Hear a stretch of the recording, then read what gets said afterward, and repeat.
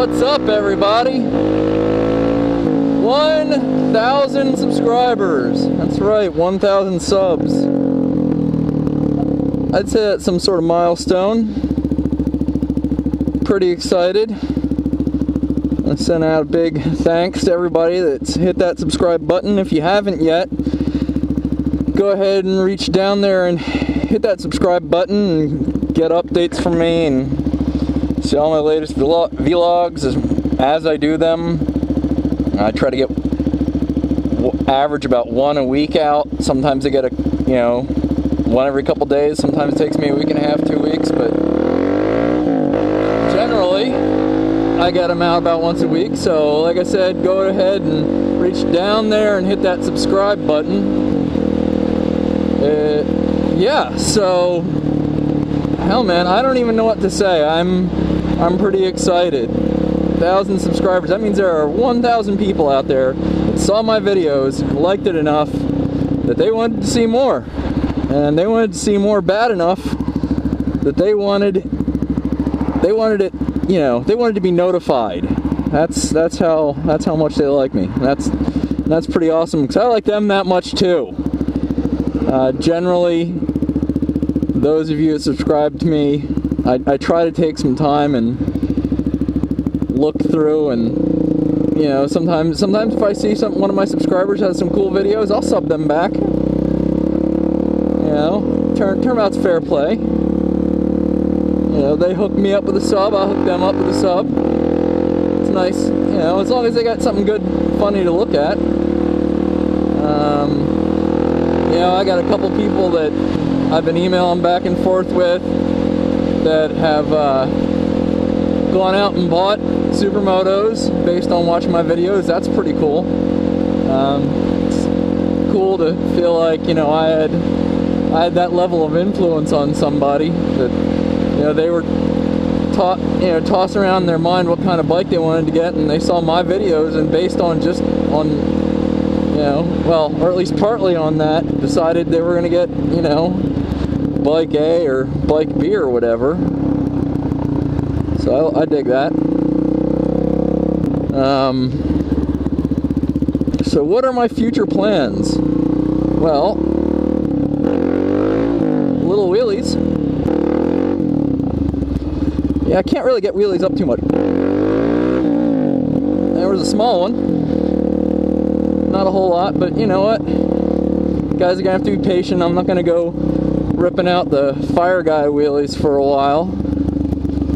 I'm not quite there yet, but I'm starting to enjoy getting the nose of the bike up a little more here and there. I always try to get at least one or two little wheelies in every time I ride. I figure that's how you build the skill. I'm having a little bit of issues finding a comfortable position on the bike that I can get my foot covering the rear brake. I guess I probably just need to slide back in the seat a little bit more or something. I've adjusted the brake lever down a little to help so I don't have to have my ankle at a crazy angle to hit the brake.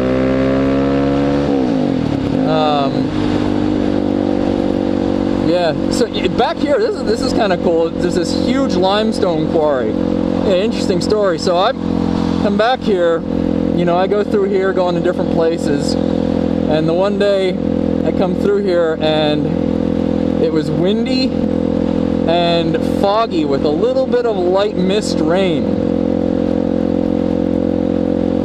Well, basically what happened was it was kicking a lot of limestone dust up because it had just started raining.